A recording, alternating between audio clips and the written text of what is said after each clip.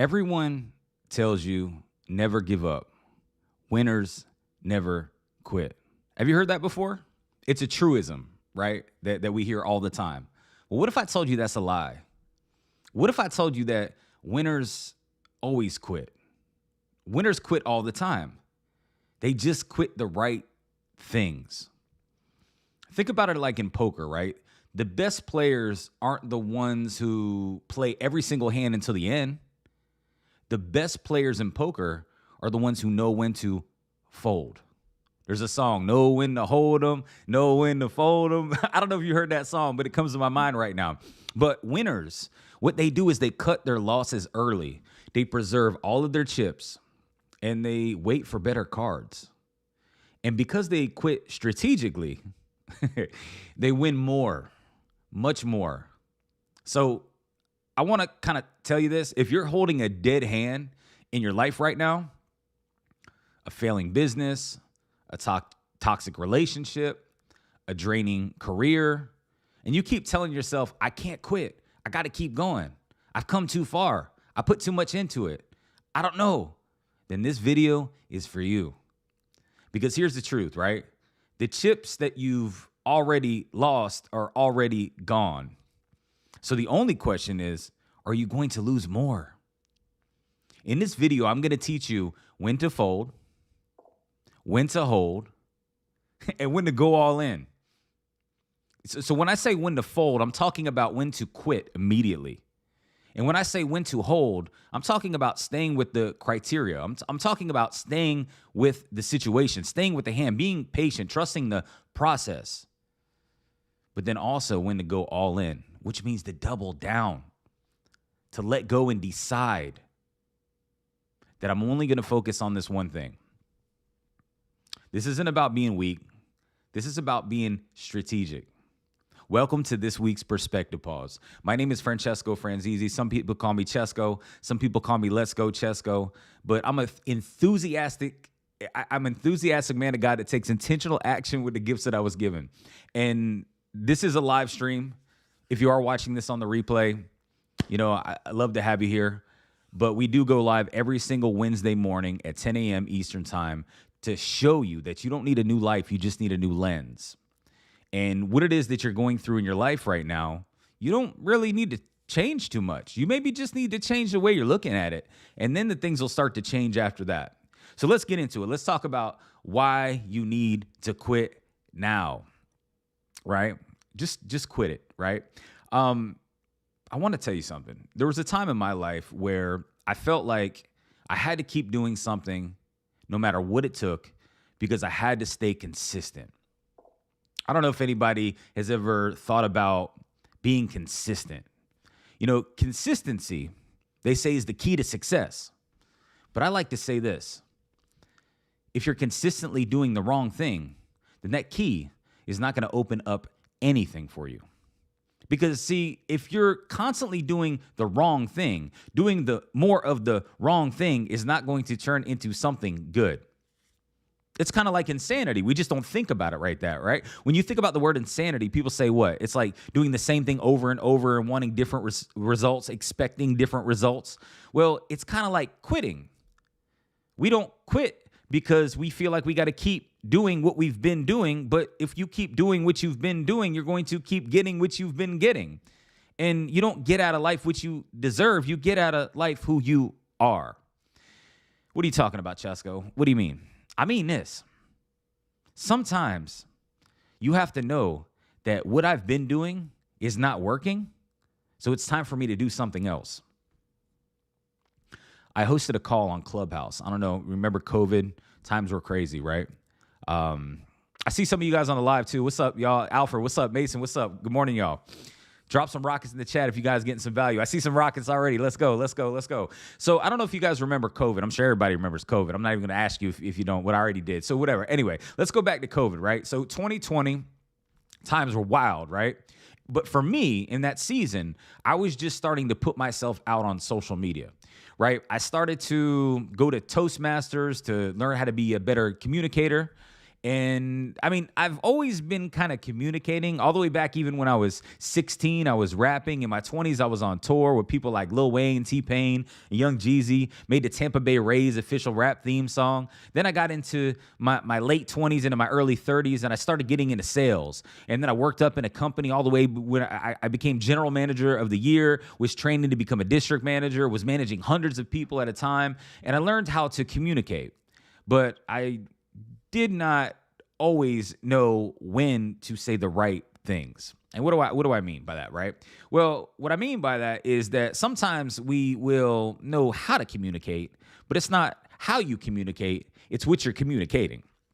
It's the things that are coming out of your mouth is what people hear you say. Like what you think people hear you say and what you actually say might be two different things, because people hear what you said, not what you wanted to say, right? So when it comes to communication, we have to be able to be intentional about the words and the way the words are coming out of our mouth, right? Fair enough? Cool. So I got to a point when it was 2020, I said, you know what, I need to start practicing more. I had gone through Toastmasters. I wanted to put myself out there. I had something to say. I had went through a horrible divorce in 2017, which caused me to actually attempt to kill myself. It was such a bad time when my daughters were 6 and 7. I was a single dad. And then I got to 2020 through a ton of personal development. And by the time I got to 2020, it started to seem like as if I wanted to really put myself out there, like I said. So what did I decide to do? Well, I started to actually join a group of guys that were doing sales training and role playing every single morning. So we would role play every single morning. We would put ourselves in difficult conversations, like as if we were cold calling each other every single morning. And that lasted about 6-7 months. And it was called the Win Sales Training, right? Win Sales Training. And this is kind of like where I talk about winning a lot. If anybody knows, my acronym for win is what's important now. I always say if you woke up, you're winning. You know, you got to win the morning if you want to win the day. Like if you want to win the morning, you got to win the night before. Like I love talking about winning. And when win, right? And you know, I heard a quote once. It said, don't, you focus on the win, let God focus on the other win. What that means is like the win, W-I-N. You focus on now, what's important now, and let God focus on the win, like when it happens, W-H-E-N. Anyway, I just had to throw that in there, but I won't charge you for that. So what I'm saying, when it got to 2020, I said, you know what? The sales call actually ended. That's what happened, right? So the sales call actually ended every single morning, and I needed that morning energy still. So I had to find something to do. So I reached out to one of the guys that were in that group, and I asked him, hey, man, do you want to go ahead and host a call on Clubhouse, right? And he was like, sure. And this was a time where people were, obviously not allowed to see each other. Social distancing was a big thing, right? People were not wanting to go into public, it seemed like. And in some places, it was actually illegal. And I live in Florida. I live in Tampa Bay. Our governor at the time was pretty much acting as if it wasn't a big deal. But the rest of the country, it looked like it was, in a jail cell. Like everybody was locked up at home. And so what could we do, I thought to myself, to pretty much kind of shift the perspective of what's going on and let people see that they're winning when they feel like they're losing, right? So basically what we did was we hosted this call. It was from 8 to 8:30, Monday through Friday, Eastern time in the morning. And we would celebrate wins, we'd celebrate each other, and we praise God through the process. Beautiful thing, right? We'd have hundreds of people on that call, sometimes only 5. You never knew what was going to happen, right? The algorithm of Clubhouse shot people into the room, and we just showed up every single day. Now, about 100 days in, 200 days in, 300 days in, I started thinking, yeah, right, 100 days in, 200 days, like we kept going and going and going and going. And the gentleman that I started with, he kind of fell off. There was another gentleman that helped me kind of like continuously have somebody at least to know that they'd be showing up with me. And what ended up happening was we got into a place where it felt like it was a lot of work. And it felt like, man, it was just something to where it was heavier than we thought it was going to be. But I kept telling myself, I'm not going to quit doing this, because if I quit doing this, I'm not going to look consistent anymore. I don't know if you can feel this. Like, have you ever in your life kept doing something No matter what it felt like, you kept telling yourself, I got to do this because I got to do this. And you told yourself, I can't stop because if I stop, I won't be consistent. Like I kept telling myself, I invested so much time. I've put so much of my effort in this. I've come so far with this. I can't quit now. I don't know if you guys have ever felt that way before, right? But every day that I stayed, I was starting to lose more energy, more opportunity for other things, right? And it wasn't really a reciprocation. Now don't get it twisted. Like for me, I always feel like when you serve, you get seasoned, right? There's a reason. There's always a reason, right? And if sometimes you can't see the reason why you're serving, because when you serve others, you get seasoned, right? What do I mean by that? Well, I facilitated this call. I wanted and I prayed to God that I wanted to be a better communicator. So what did God do? He put me on a platform where there were tons of people showing up every single day saying, thank you for this. I just lost my family member. And if it wasn't for this call, I wouldn't have gotten through this. I'm going through a terrible breakup. If it wasn't for this call, I wouldn't have got through this. I just lost my job. I just lost my child. I just lost a bunch of money. Like the people that were coming into these calls every single day were going through a horrible time in their life as they were looking at it in that moment, right? And we were able to actually extract the win, right? We were able to extract exactly what was going on good in their life in that time. Okay, so let me get to the point, right? Is that it was a great thing, right? So I felt obligated because there were so many people coming there that, man, they were going through a tough time. I was helping them see good in their life because they were focused on the one thing that they didn't have. And when you focus on the one thing that you don't have, all of the good things in your life, they're still there. Although you may not be giving them attention, although you may not be actually focused on them, they're still there. So you don't lack access to the good in your life. You just lack awareness of the access that you have, right? You don't lack access to the good in your life. You just lack awareness of the good because you're not looking at it, right? So 300 days, 400 days, 500 days, 600 days, 700 days straight, hosting a call on Clubhouse every single morning with people hopping in that room for me to make sure that I did everything I could to help them extract a win. When they felt like they were losing, I'd help them see that they were winning. So I asked myself, I'm feeling drained. I need a break, but I can't. I've been doing this. I can't stop doing this. But here's what happened. People told me, man, if you quit this, man, you won't be consistent. So the thought that I had in my mind, I was like, man, I'm not going to look consistent anymore. And other people were like, man, you can't stop doing this. You've come so far. But although I started looking at things through the lens of other people, I had to start looking at the lens through my current situation and what made sense for me. Because in that season, single dad, and don't get me wrong, it was great and it gave me energy for a long period of time. But single dad, I had some relationship issues that I was going through at the time, had just bought a home, transferred into just full-time entrepreneurship. Like there was a lot of things that shifted and I had to focus on myself. So I stopped doing it. So I want to ask you something. Have you ever felt that way where you've done something a long time and you actually quit doing it and you felt really guilty because you quit doing it? I thought that quitting was failing, but staying was the real failure. And when I finally quit doing it, I finally folded that dead hand, right? Everything changed. Everything changed. Because I was able to start seeing my value. I was too accessible.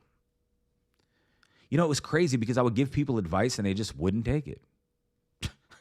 It's like I would invest in myself hundreds of thousands of dollars. I would go into masterminds and different types of communities and learn different things and read books and go into programs. And I would discipline myself and sacrifice so much of my time to learn so many things that I would give it all away to everybody.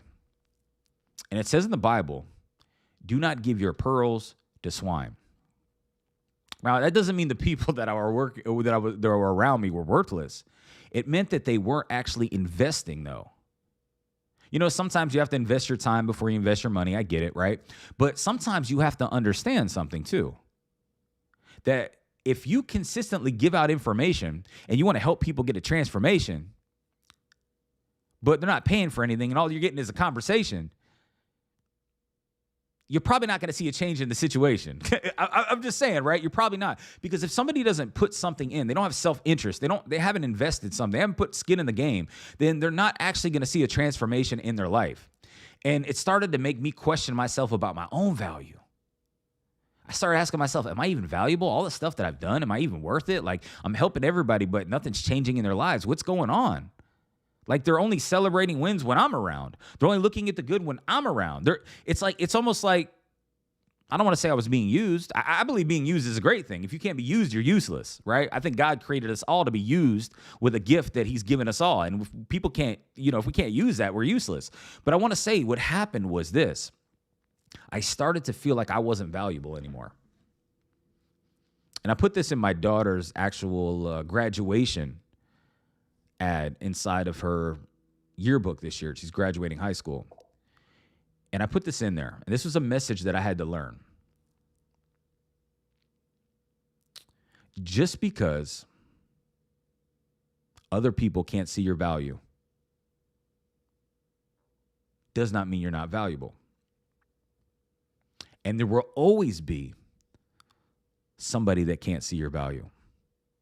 Just make sure that that one person is not you. I don't know if you can feel that. Just make sure that person is not you. Because you are the only person that you're going to spend the rest of your life with, no matter what. Everything is temporary. Everything is temporary. Everybody's temporary. Everything is temporary. So just know something, right? Sometimes you have to let go in order for you to grow. Sometimes you have to give up in order for you to go up, grow up, blow up. Who knows, right? But know something, that there will always be somebody that can't see your value. Just make sure that person is not you. Come on now. I see some rockets in the chat. Let's go. Let's go, y'all. So what did I have to do? I had to limit my time.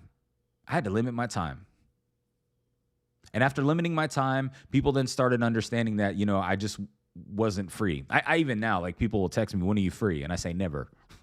Like, what do you mean you're never free? I'm never free. Like, watch your words. Words matter. Words don't only matter, they are matter. What are you talking about, Chesko? They are matter.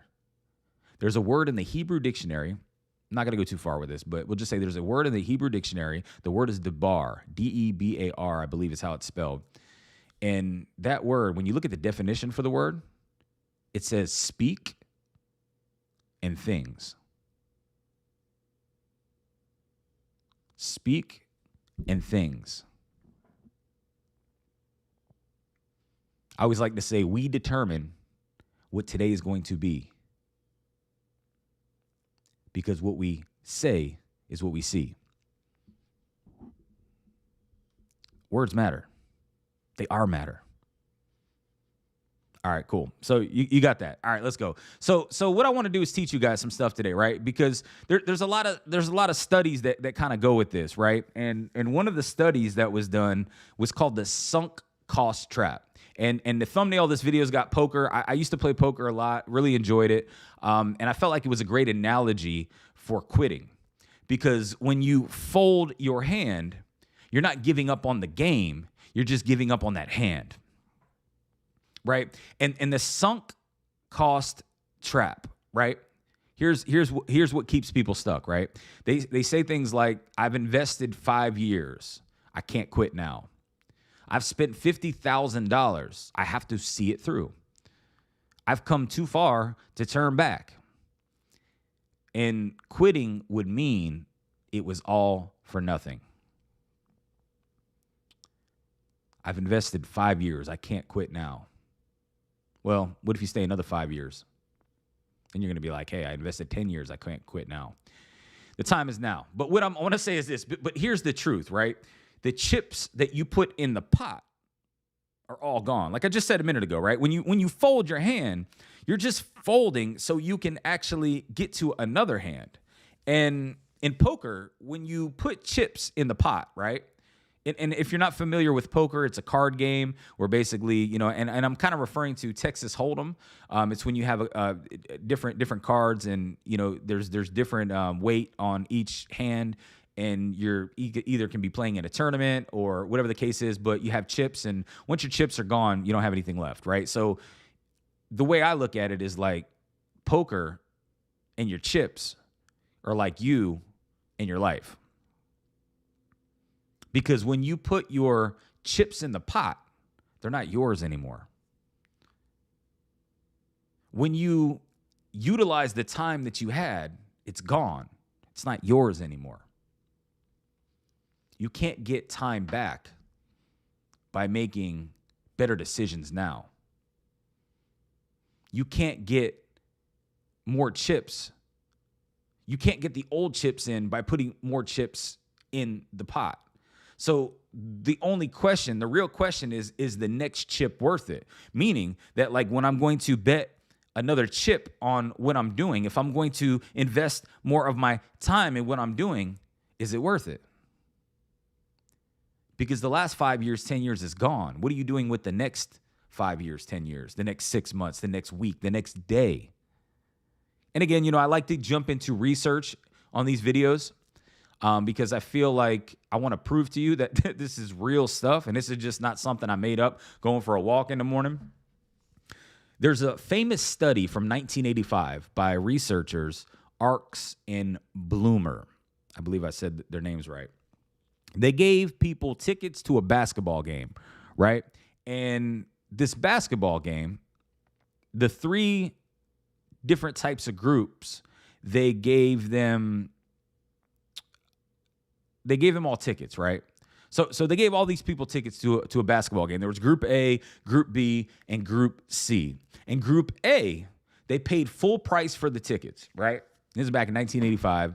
This was a basketball game. And Group A paid $15 for their tickets. Group B got discounts. They paid $5 for their tickets. And Group C got free tickets. Okay? So they gave people tickets to a basketball game, put them in 3 groups. One group paid $15 a ticket, another one paid $5 a ticket, and another group got them for free. Now, on the game day, on the day of the actual game itself, there was a blizzard, right? There was a blizzard, a really bad blizzard, right? Dangerous conditions. They were telling people to stay home. Don't even leave your house, right? I don't know if you guys live in parts of the country, the world, where there are blizzards or really bad snowstorms. I just experienced one for the first time 2 years ago in Vermont. I went there for spring break. Who goes to Vermont for spring break? Well, somebody lives in Florida. Anyway, so I know what it's like, because when I looked out the window, it was like, man, all you could see is snow. You can't even see anything, right? And so when they gave out these tickets, well, the 3 groups, they all had tickets, right? On the day of the game, there was a blizzard, and it was dangerous conditions. The question I want to ask you guys is, who do you think showed up despite the danger? If you're watching this live, go ahead and feel free to answer in the chat. Do you think it was Group A who paid full price? Do you think it was Group B that got a discount? Or do you think it was Group C that got them for free?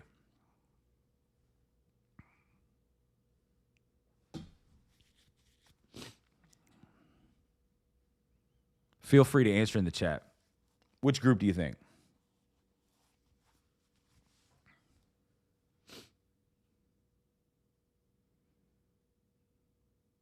Still thinking, huh? Okay. Group A was the group that actually showed up despite the danger, despite the dangerous conditions. Group A. Okay, I see you in the chat now. Yeah, Group A, Group A, Group A, Group A. Okay, yeah. The people who paid full price showed up the most.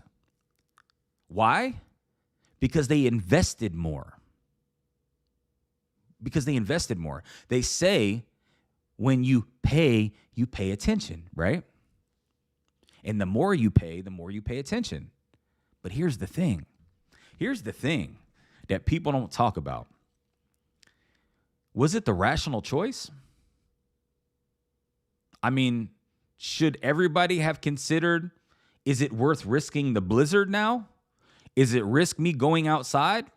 Just because I paid $15 for a ticket, should I still go? That's the real question. Because what if something happened to you? Would the $15 have been worth it? The past cost is irrelevant. The cost of the tickets was irrelevant. But people couldn't let go of the sunk costs. So in life, you're doing the same thing. Saying things to yourself like, I spent 5 years in this career. I can't quit now. I've invested $55,000 into this mastermind. I have to show up. I've been in this relationship for over a decade. I can't leave now. But the 5 years at the career, the $55,000, the decade of your life, they're gone. The real question is the next year worth it? Is the next year worth it? We're holding on to something that's holding us back.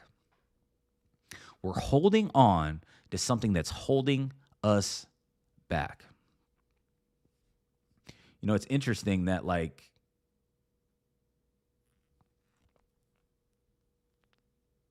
we don't realize that no matter how long we've been doing something,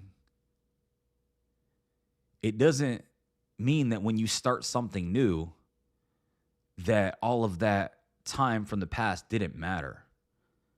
Because even if you're starting to do something new, you're not starting from scratch, you're starting from experience. And I think I'm talking to myself right now, to be honest with y'all. I think I'm talking to myself right now because there's been a lot of ventures that I've been involved with. I've had some people say, man, you're amazing. You've been able to do so many cool things. I've had other people that have told me, man, you're super distracted, bro. You can't even focus, man. It's the reason why you just haven't gotten to where you think you need to be yet.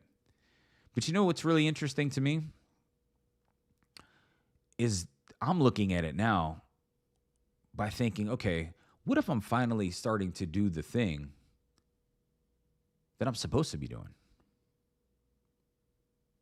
Right? Because there's a lot of times in life where we will stay somewhere because of the pain that it may cause somebody else if we leave that job, if we leave that relationship, if we leave that partnership, if we leave that marriage. I mean, seriously, think about it, right? And when you look at it through the lens of playing poker, right? We'll call this the poker lens. That's what we'll call this. We'll call this the poker lens. And the poker lens is basically going to tell you that your past chips are gone.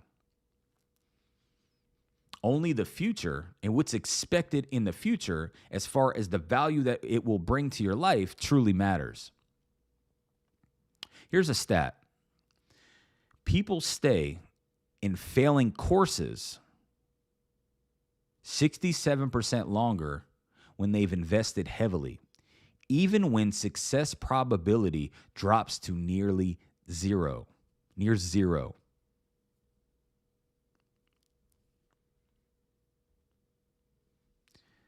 Crazy, right? So,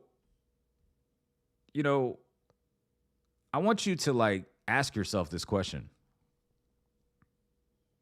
Has what you done, has how far you've come, the things that you've done, do you feel like you've invested too much not to quit?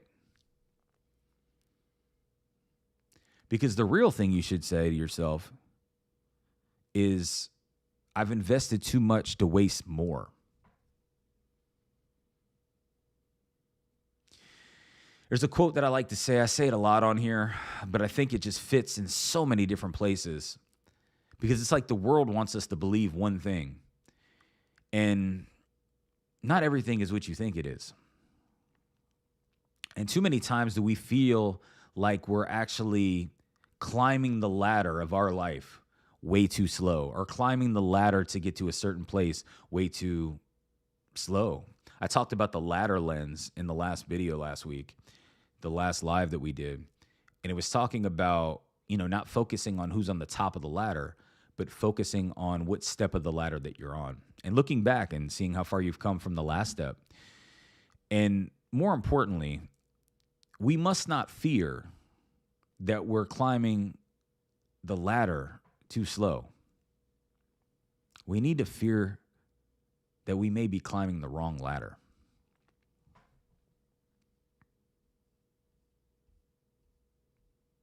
Right? So what I want you to do is think about like the hands in your life that are dead hands.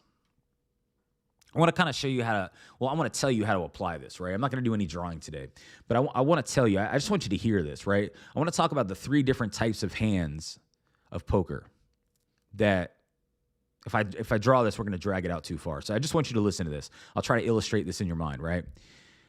There's 3 different types of hands that you may be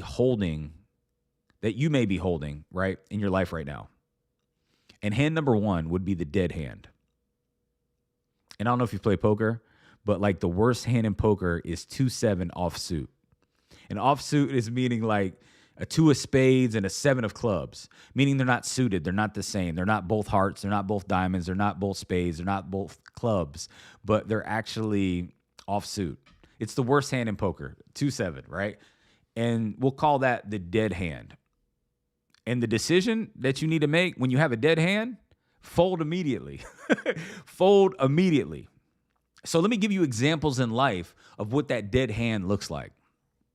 That dead hand is a toxic relationship with no change after multiple conversations. A business losing money for 3, 4, 5 years with no turnaround plan at all. A career that's draining you that has no growth plan, no opportunity for you to continue to excel in the company. Or a friendship that's always one-sided and extremely exhausting. There's more examples. I'm going to leave you with 4. But those are the types of hands that we're going to call a dead hand. You need to fold them immediately. But the question would be like, why do we fold them now? The chips that you've put in are already gone. And putting more chips in the pot does not get the old ones back. Cut your losses, save your chips. Wait for a better hand, for better cards. If you guys can relate to that, drop some rockets in the chat. That's a dead hand.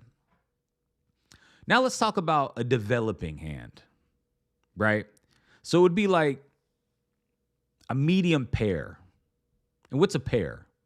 A pair is like 2 of the same, right? So 2 of the same numbers.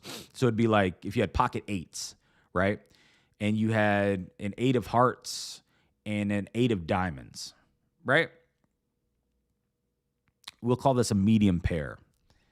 And the decision to make when you have a developing hand would be to hold. Hold on, right? And this may be something like a new business in the first 2 years. Kind of figuring it out, learning really rapidly, maybe not extremely profitable, but trending as if things are going in the right direction. It looks like things are maybe coming together. You have some optimism that this may work, right? Relationship that's going through a really hard season, but both people in the relationship are committed to growth. You don't have one person with a fixed mindset and one person with a growth mindset. You have both people that have the same mindset with the same vision on the same mission, but just going through a hard season.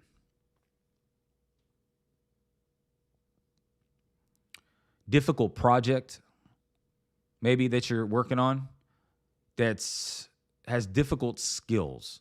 Or not difficult skills, I'll say valuable skills. Yeah. So like a difficult project or something that you're working on right now that may feel like it's just really difficult, but it's teaching you valuable skills in life. Because see, life is not always working on you, it's working for you. You hear a lot of people say that. But I said it's working on you. And sometimes people don't get to the point where they see that life is working for them until they allow life to work on them long enough. Life isn't happening to you, it's happening for you. Life is working for you. But sometimes we don't allow it to work on us long enough to where then it could work for us and we become strong enough. Come on now. Right? So why do you hold this developing hand? Well, because it's got a positive expected value. Maybe you don't realize exactly what it is yet, but you can continue to keep monitoring what's going on, and it looks like there's some upside to this. It looks like there's some upside, right? You don't want to just throw it away like a dead hand, but you want to go deep and ask yourself, okay, cool, let me be very mindful of what's going on and make sure that the opportunities that I have right now are good opportunities. You know, I like to always say that, like, sometimes when we're in a situation and we want to see the optimism in it, we need to ask ourselves, why is this a good thing? I teach something called the focus framework, which is finding optimism and clarity using small steps.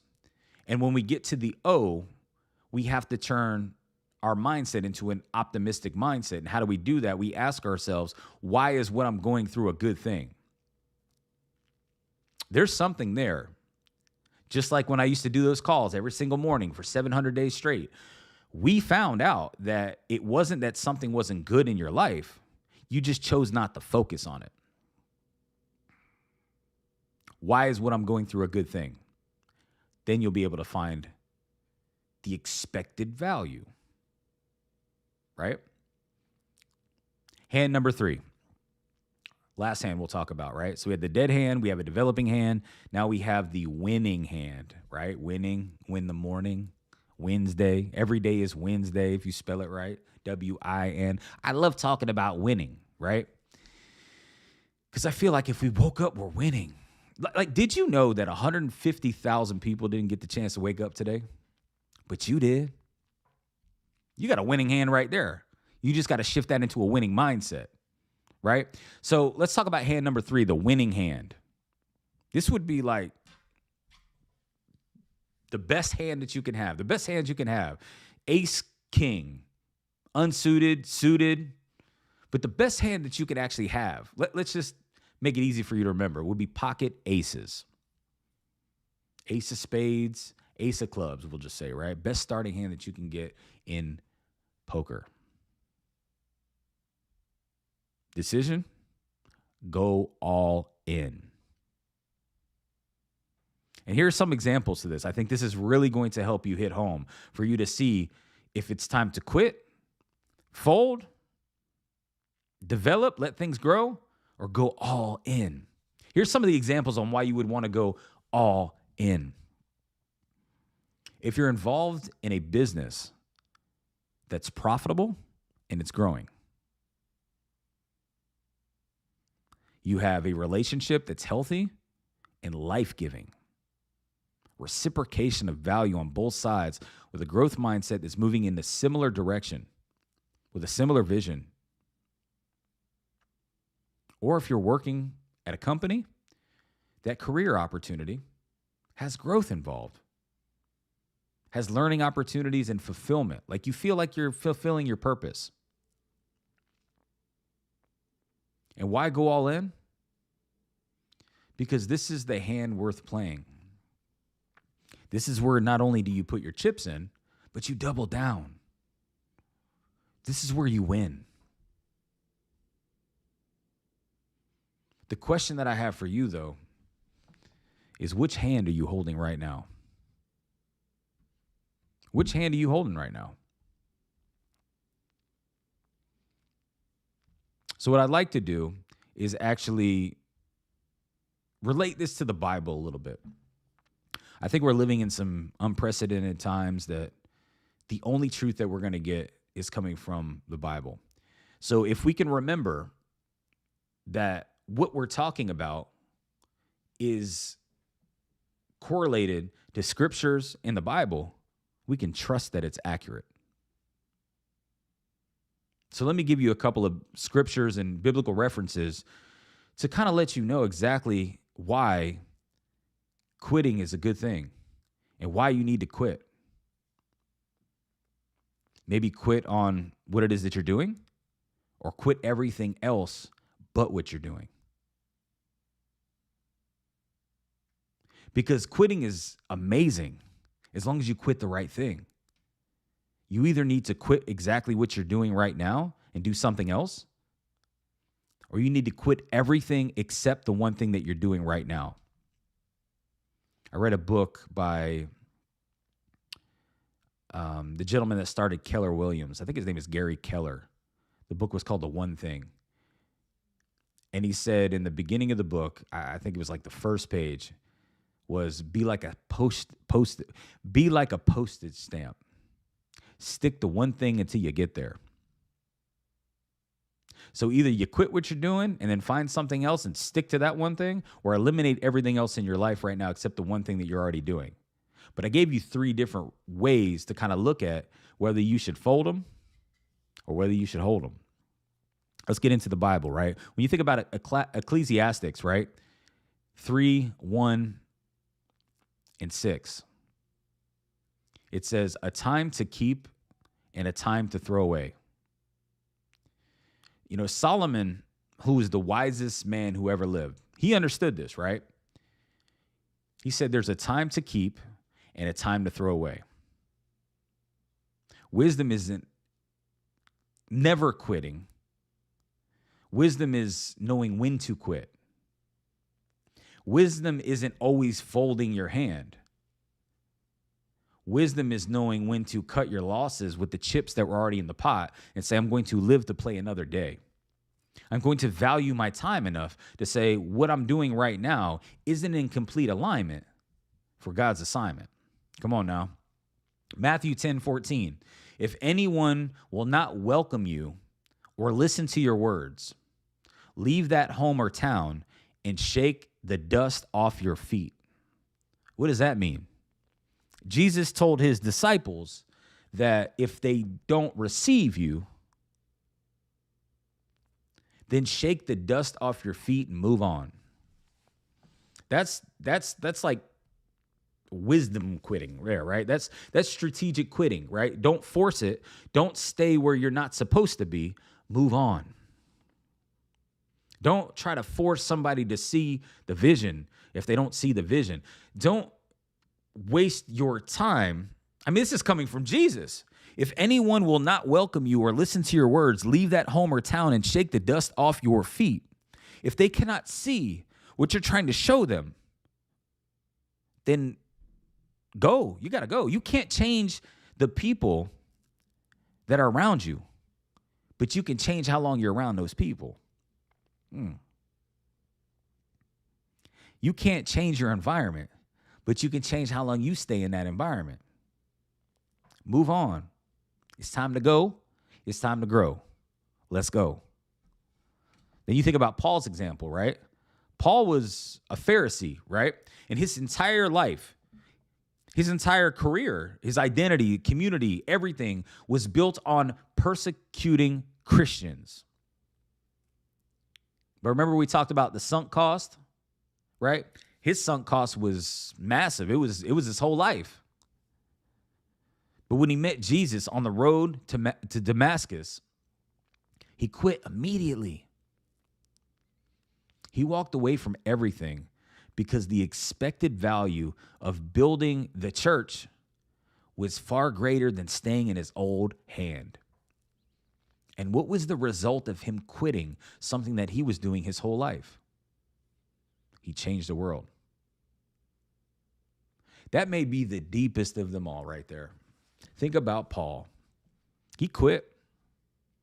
But they say winners never quit. Well, that's what they call a truism. What's a truism? I actually have it here pulled up. A truism is a self evident, obvious truth or a statement so commonly understood that it's hardly worth mentioning, often functioning as a cliche or platitude. Here's some examples of a truism. People think of themselves first. Not always accurate. A penny saved is a penny earned. Definitely not accurate. You can't teach an old dog new tricks. Not accurate. To understand the present, we need to know about the past. Not accurate. A house divided cannot stand. Not accurate. Winners never quit. Not accurate. Was Paul a winner? He had to quit in order for him to win. Paul was a Pharisee. His whole life, everything that he did in his life, his identity and everything was all about persecuting Christians. And his sunk cost was really his whole life. But when he met Jesus, he quit everything. And he walked away from everything because of the expected value. Is the expected value in your life on what could actually happen far greater if you quit what you're currently doing right now? If you weigh out your options in life and think to yourself, you know what I've been doing has gotten me here. And if I do what I've been doing for the next 10 years, where will I be?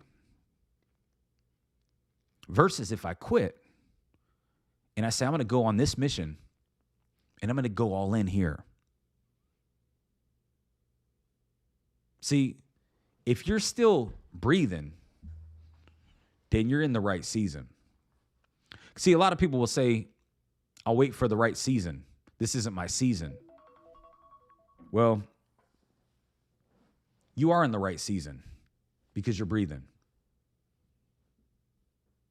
So can I give you a challenge? I gotta give you like an action step challenge really fast, right? And this challenge would be that, like, I want you to identify one thing you're holding on to because of sunk costs. Because of how much time you've already invested into something, how many chips you've already put into the pot, and you're just going to ride it out because of the amount of time, money, whatever it is, whether it's a business, a relationship, a career, a project, a habit, a commitment. What are you staying in right now because you've come too far to quit?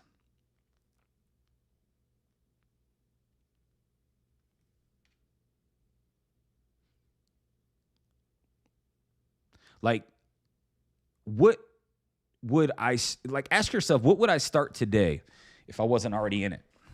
Like, not what would I start? I'm sorry, let me reframe that. Would I start doing what I've been doing? Like, think about who you are right now. Man, this is so powerful, right? When you think about the sunken costs in your life, right? The sunk cost of basically saying, I've devoted all of this time, this energy, this money, all of these resources to doing this one thing. But if you didn't have all of that time invested or money invested, would you start over doing that as if today was day one? Man, that's such a powerful question. Makes me think. Would you look at today as day one, or would you still look at today as day 700, like I did? Another question. What am I not doing because I'm doing this? Man, I believe that when you ask yourself some really good questions, you get some really good answers. And this is how you change your life. Asking yourself some hard questions. What am I not doing today because I'm doing this instead? Like what am I not doing with my life that I want to do with my life? And I'm not doing that because I'm doing this. And then maybe acting as if like we have all this time.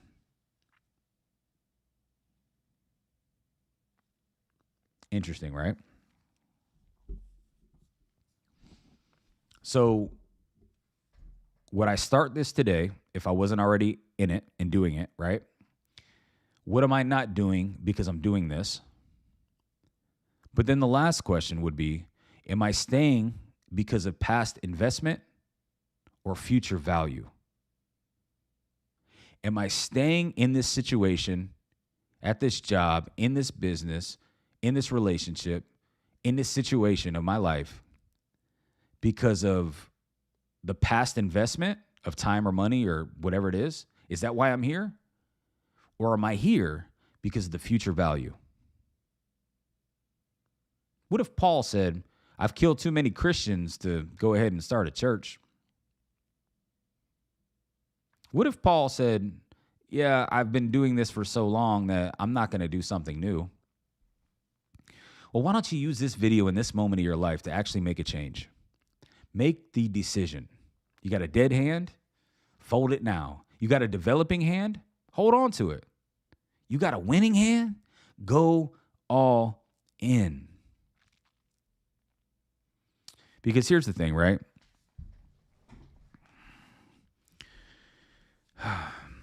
The chips that you've lost are gone. You can't get them back by losing more. It's time to quit the dead hand. Save your chips and wait for the aces.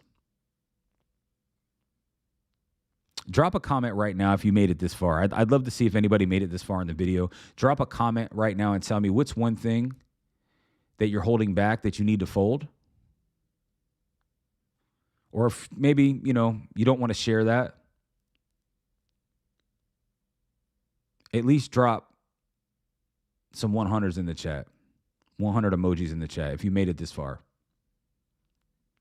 Like this video if it shifted your perspective on quitting. Subscribe to the Perspective Pause to this YouTube channel, for more perspective shifts every single Wednesday. I'm going to be doing this every single Wednesday. And share this with somebody who's holding a dead hand and needs permission to fold. I mean, there's a lot of people that are in dead hands or developing hands, and they need to see it. And maybe this video will help somebody.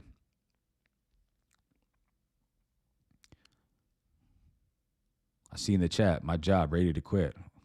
Hey, are you holding on to the past, or you thinking about the future? Seems like you're thinking about the future. Well, nothing changes in your life if you don't change your perspective on your life. And you got to take ownership. Then you got to take action.